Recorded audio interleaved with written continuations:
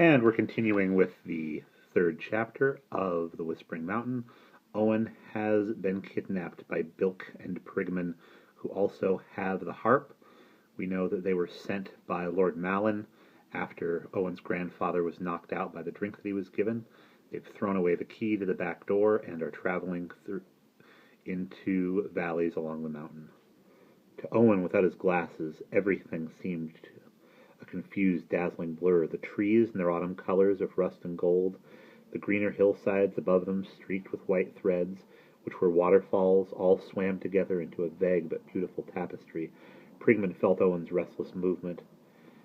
"Hallo, my gamecock, are you rousing a bit then?" he said in a low voice. "Best not clapper out over much, or old Bilk will call you to mind, and he is rare and handy with a shiv. You don't want 5 inches of cold steel in your bread basket, I'll lay. Best hold your wids till we get to the stalling ken." Bilk, who was riding ahead, spying out the way, heard his companion's voice and reined in. "I'm Stamshast," he growled. "How about a bit of peck and finish off the young co? We can hugger him away in one of the caves round here, and not a soul the wiser for the next 10-20 years." This was true, Owen guessed. The country was wild and empty of human inhabitants, owing to the wolves and wild boars which thronged the woods. Caves, narrow deep cracks in the hillside, were numerous, and there were, too, potholes of an unknown depth into which streams sometimes disappeared. Disposing of a body would present no problem at all. "Right, let's nibble," Prigman said, dismounting, pulled Owen down, roughly enough onto the ground. "Bide there," he warned, "and don't go trying to mizzle, or you'll have a taste of her." He flourished a long, wicked-looking knife, which, however, as Owen lay half-dazed on the grass, he proceeded to use in a more domestic manner, cutting slices off a loaf and a hunk of bacon.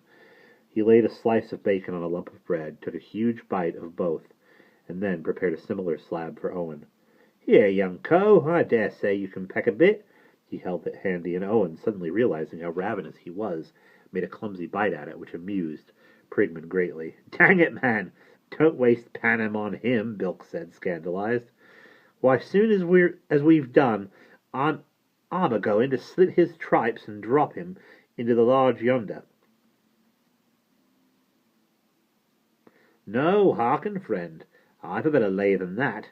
You go to Gybidken, don't you, young co? School," as Owen looked bewildered. "We knows you can scry because of that paper you left for the old gadger, your granda." "Yes, I can write," Owen said, puzzled, "though I don't know how clear it would be. My glasses got broken in the fight, and I can't see far without them."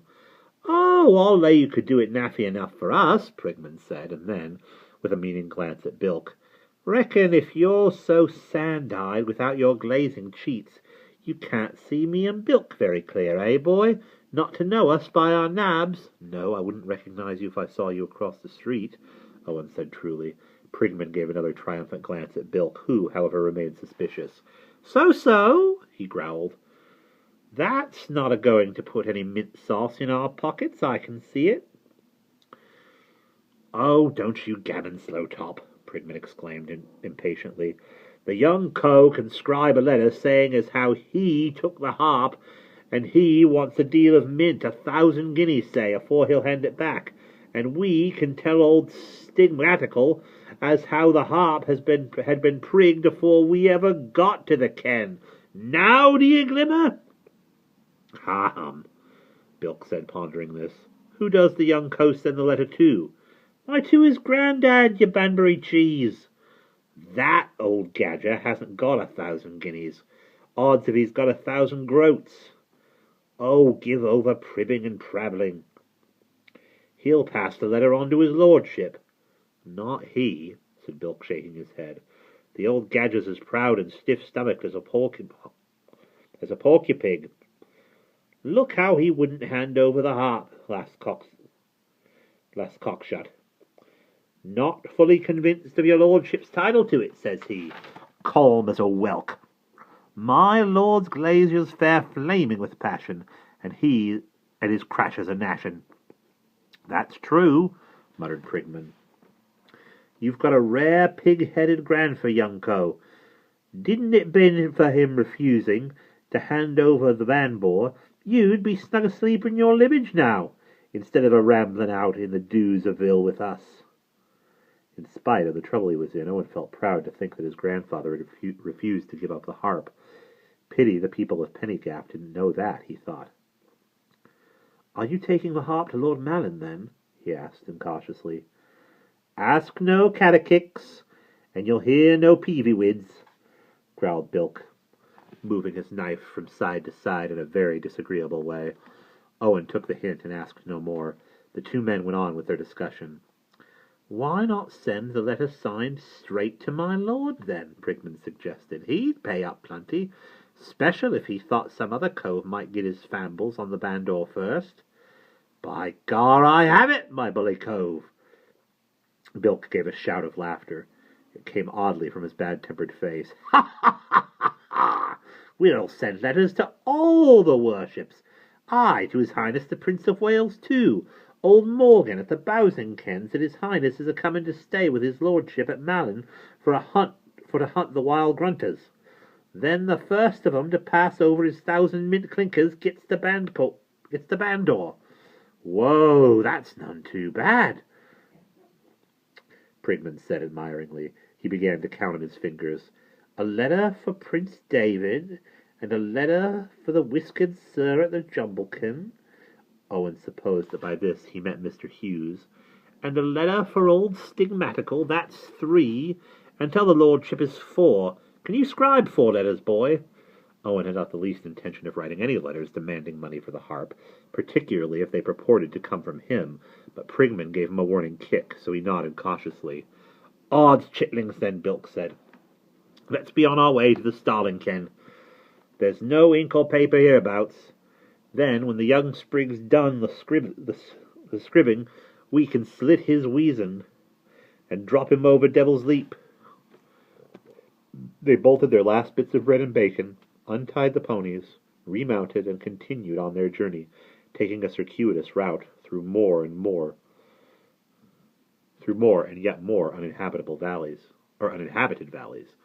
By now the day was well advanced, and presently the sun dropped behind a craggy hill ahead of them, which bore, as they proceeded, a strong resemblance to a man wearing a large flat hat. There could be no doubt that it was Fig Hat Ben, the Whispering Mountain. Owen had once accompanied his grandfather to Nant Agerdow in order to help him carry home some volumes of sermons for the museum library, and had been greatly struck by this unusual peak. But now they had abandoned the valleys and were crossing a wide, barren shelving, upland covered with loose stones. Ahead of them the great summit showed black against the pale yellow sky. In all my born days I never did glim such a dismal, frappled part of the country, Prigman muttered with a shiver. They say old Bogey Boo lives up here in this nook-shotten place. Well, I say if he does, he's welcome to it. Bilk, on the faster pony, and carrying less weight, had again drawn some distance ahead, so Owen risked another question. What part do you come from, then? Bless your nab, me and my cully comes from London town, where the streets is paved with mint sauce and the birds has diamond plumes. And shan't I be joyful when I'm a-posting back there? Prigman said in heartfelt tones. Mind you, I knows this country. Oh, yes, I knows it. Time was I was a kitchen boy at Castle Malin, scouring the pots and bashing the cracklers, till I got turned up for prigging a gold cheffer, and sent to the Queerkin. Prison, Owen guessed. Then why did you come down here again? It's a long way from London. Hang me it is, but a certain worshipful gent bespoke me and my cully to do a bit of work for him. Said he'd line our pockets with white money. Lord Malin. Ah, never mind, my clever young Co. There's others besides his lordship, remember? For the first time, Owen remembered the odd conversation